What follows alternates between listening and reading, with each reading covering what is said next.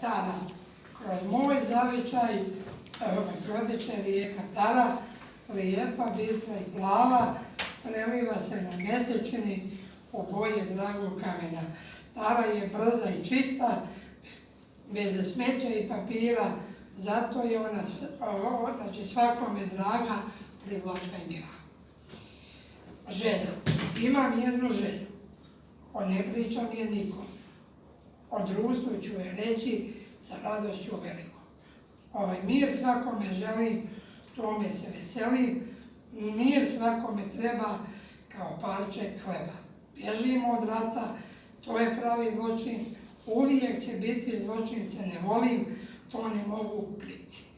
Mir ja samo želim, to mi duša želi i željet će vazda.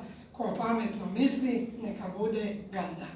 Imam jednu želju, ne pričam je nikom, s vama ću je podijeliti sa radošću velikom.